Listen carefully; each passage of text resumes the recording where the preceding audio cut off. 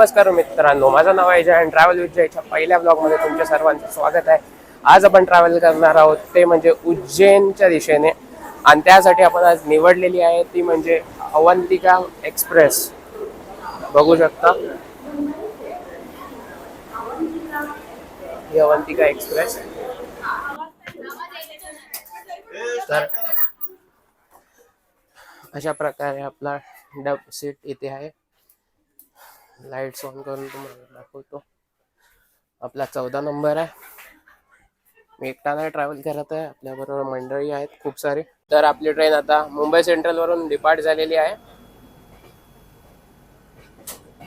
आता next stop येईल तो डायरेक्ट बोरिवली, बोरिवली नंतर डायरेक्ट वापी, वापी नंतर वलसाड, वलसाडच्या पुढे बघू आता. तर आपली ट्रेन आता बोरिवलीच्या दिशेने चालली आहे. आपले काही मित्र बोरिवली मधून चढणार आहेत, पण दरवाजा त्या बाजूला आहे.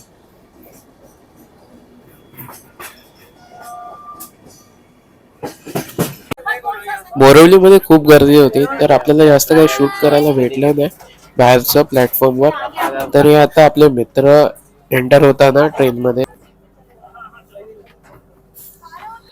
बोरिवलीवरून डिपार्ट झाल्यावर सगळ्यांना खूप भूक लागलेली, तर सगळेजण एकत्र आलो आम्ही आणि आपापले डब्बे जे आणलेले सगळ्यांनी ते सगळ्यांनी एकमेकांशी शेअर केले.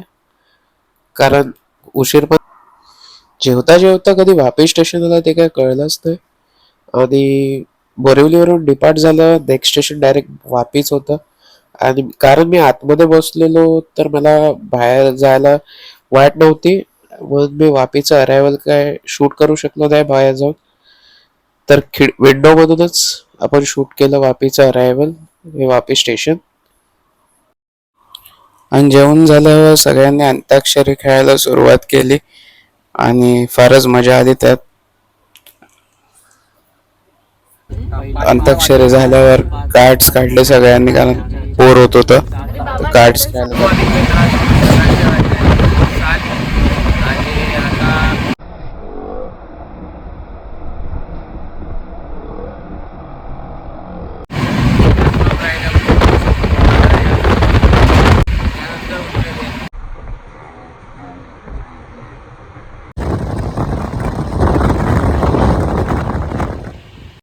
सर्वांचं स्वागत आहे.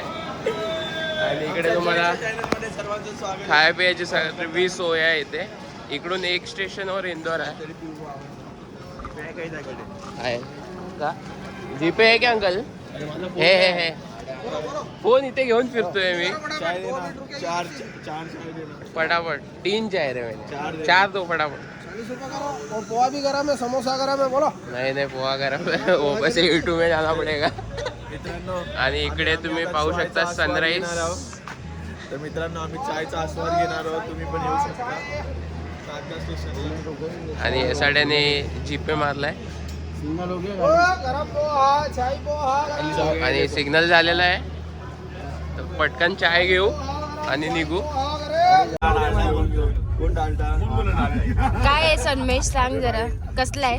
This one is Amul butter, this one is Nutrilite का बटर, राइट?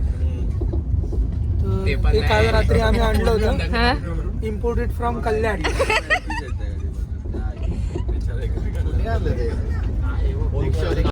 आणि उज्जैन स्टेशनवर सोडल्यावर अवंतिका एक्सप्रेस पुढे इंदोर स्टेशनसाठी निघाली.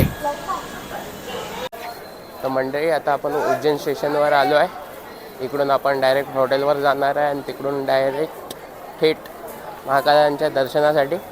आणि इकडे काराने आपल्यासोबत.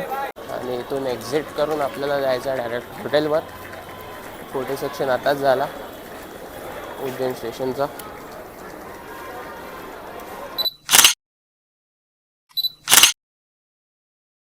इकडून 1 किलोमीटरवर आपलं हॉटेल आहे.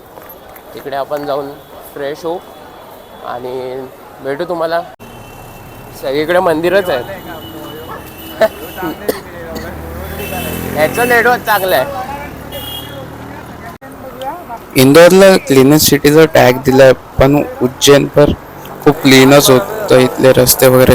तर मंदिर आपण आज कुठे जातो? महाकालचं दर्शन आला तर सर्व मुलांनी तुम्ही बघू शकता आम्ही कसे धोती कुर्ते घातलेले आहेत जे आमच्यासाठी पण नवीनच आहे आणि पहिल्यांदा घातलेले आहेत. बघू आता मंदिराचं दर्शन घेऊन. आणि आपण आता स्टे करतोय ते हॉटेल रघुवीर पॅलेसमध्ये. उज्जैन स्टेशनपासून 800 मीटरवर आहे. फारच सुंदर हॉटेल आहे, तर तुम्ही बुकिंग करू शकता आलात तर. इथे यांचा नंबर पण दिला असेल. कार्ड आहे का आपका कुछ? तर ह्याचा स्क्रीनशॉट घेऊ शकता तुम्ही. इथे आलात तर या नंबरवर बुकिंग करा. रिजनेबल रेट आहे. AC नॉन AC दोन्ही रूम अवेलेबल असतात त्यांच्याकडे. हे आपका नाम? सर नमस्कार, जयश्री महाकाल. सर होटल रघुवीरा पॅलेस से रघुकुल राजपूत. अच्छा, तर आपण आता आलो आहे उज्जैनमध्ये गडकालिका माता मंदिरमध्ये. आणि त्यांचे आता आपण दर्शन केले.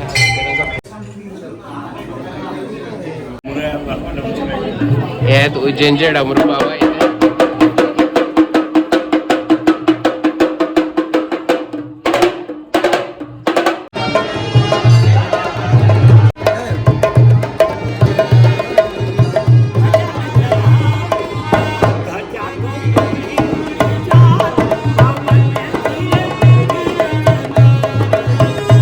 तर आता गडकालिका माता मंदिरच्या इथून बाजूला त्याच्या गणेश मंदिर आहे, तिकडे आपण चाललो आहोत.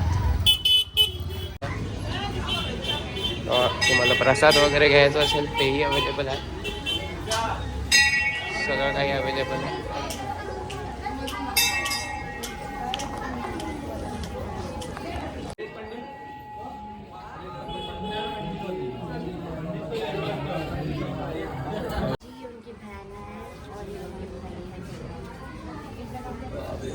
या गणेश मंदिरात तुम्हाला गाईंना चारा द्यायचा असेल ते पण तुम्ही करू शकता. तर मित्रांनो, आपण आता चाललो आहे काल भैरव मंदिरात. इकडून 7-8 किलोमीटर हॉटेलपासून लांब आहे ते. काल भैरवला चाललो आहे. 7-8 किलोमीटर आहे, लांबचं आहे. कितना घंटा लगेगा उधर? आधा घंटा. अर्धा तास लागेल तिथे पोचायला. अच्छा, टोटल कितना मंदिर करने वाले आपण? 5 मंदिर करने वाले. 5 मंदिर. तर आपण आता आलो आहे काल भैरवाच्या मंदिराच्या परिसरात. आणि इकडे आपल्याला अभिषेक आहे.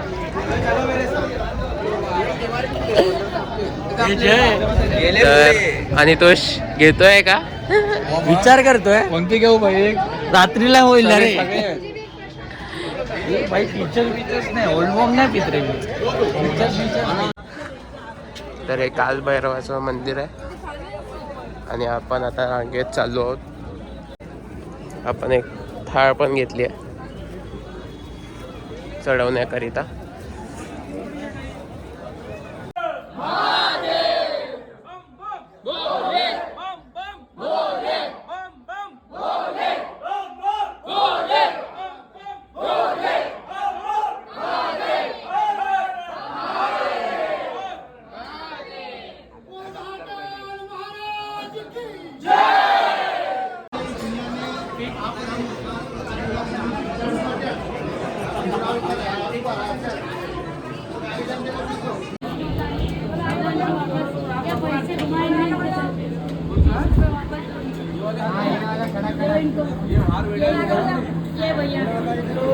मंगलनाथ जा रहे थे. मंगलनाथ जातोय आता. उधर क्या है? वो पूरे विश्व का एक ही मंदिर है, मंगलनाथ. ओके. मंगलनाथ पूर्ण विश्वात एकच देऊळ आहे. तर आपण तिथे चाललो आता दर्शनासाठी. भेटूया. मंगला जेल आहे आपण. हे तुम्ही आता पाहू शकता बेरुगड जेल. बेरुगड जेल किती सिक्युअर्ड आहे. कोणसा नदी आहे वाला अभी? ही शिप्रा नदी आहे इथे. आणि मंगलनाथ मंदिर आहे इथे आपलं. तर आपण पहिलं जेवायला चाललो आहे. जेवून आल्यावर मंगलनाथचं दर्शन करू आणि तिकडून खाली जाऊ. शिप्रा नदीत पाणी शिंपडून घेऊ. आता असे फोटो येणार आहेत.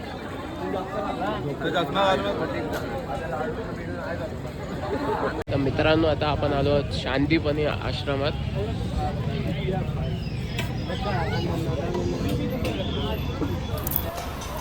तर या सांदीपनी आश्रमाचं वैशिष्ट्य असं होतं की श्रीकृष्ण यांनी या आश्रमात शिक्षण घेतले होते. तर येथे त्यांचे गुरु यांची मूर्ती आहे. हे वैशिष्ट्य आहे. तर मित्रांनो आता आपण आलो आहोत मंगल मंदिरमध्ये. जगातलं एकुलतं एक मंदिर आहे इथे. इकडे मंगलनाथच्या देवळात आम्ही दर्शन घेतले आणि तिकडून डायरेक्ट आम्ही महाकालेश्वरांच्या दर्शन. मित्रांनो आपण आलो आहे आता महाकालच्या मंदिर जवळ आणि आता आपण दर्शनासाठी जाणार आहे. ही पूर्ण गँग पार्टी आहे.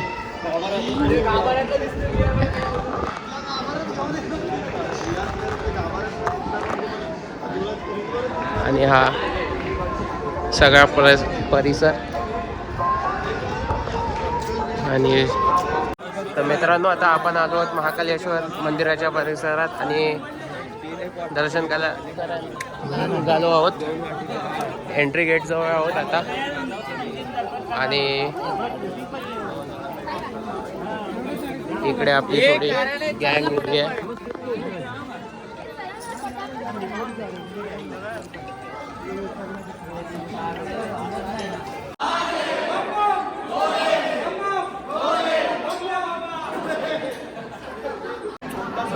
महाकालेश्वरमध्ये अजिबात लाईन नव्हती, तर आमचं दर्शन अवघ्या 10 मिनिटातच पूर्ण झालं आणि खूप फार सुंदर दर्शन झालं आमचं. महाकालेश्वरहून निघून आम्ही पुढे गेलो हरसिद्धी माता यांच्या दर्शनासाठी. हे त्यांचं देऊळ हरसिद्धी माताचं. तिकडे आम्ही आरती अटेंड केली, ते तुम्ही आता पाहू शकता या क्लिपमध्ये. फार सुंदर आरती असते त्यांची.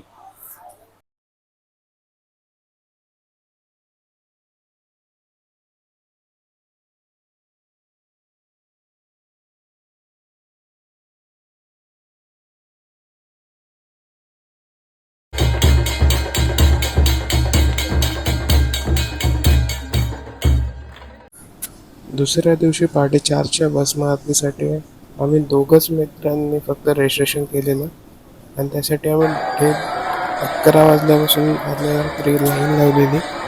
आणि त्यानंतर हे दृश्य पाहून नेक्स्ट डेला आम्ही डायरेक्ट ओंकारेश्वरसाठी बस केलेली आणि डायरेक्ट बसनी ओंकारेश्वर महादेवांच्या दर्शनाला पोचलो.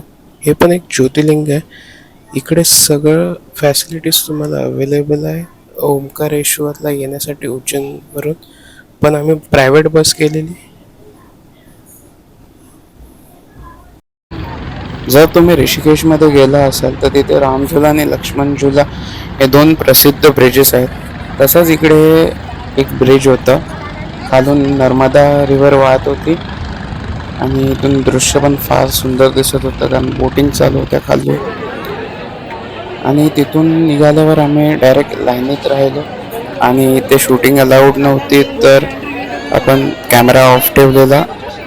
हे बाहेरचं परिसर आहे. इकडे फार गर्दी भेटलेली आहे आपल्याला आणि खूप गिचडी होती झालेली इकडे खूप आमची. तर शूट पण.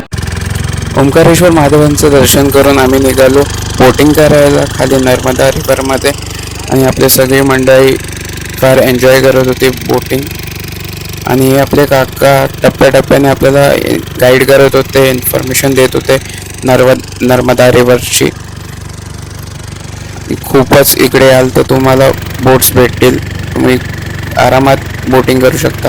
हे ओंकारेश्वरचं डॅम होतं, त्याच्यातला एक दरवाजा खोललेला त्यांनी आणि ते दृश्य पण एकदम सुंदर दिसत होतं. इकडे अजून एक बोट बाजूला. आणि हे बोटने ओंकारेश्वर महादेवांचं देऊळ तुम्हाला फुल व्ह्यू भेटतो बोटिंग करताना ओंकारेश्वर महादेवांचं देवळाचं.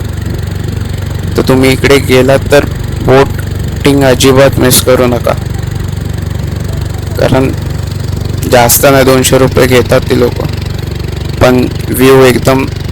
बोटिंग करून आम्ही मामलेश्वर देवळात दर्शनाला गेलो, कारण मामलेश्वर ज्योतिर्लिंगच्या दर्शनाशिवाय ओंकारेश्वर ज्योतिर्लिंग इनकम्प्लीट आहे. अरे इंदोर जंक्शनला. तर ही उज्जैनची ट्रिप आता संपली आमची. डायरेक्ट जर तुम्ही व्लॉग इथपर्यंत पाहिला असेल तर नक्की लाईक कमेंट शेअर आणि सबस्क्राईब करा. पुन्हा भेटू अशा अजून एका व्लॉगमध्ये. तोपर्यंत बाय बाय, टेक केअर.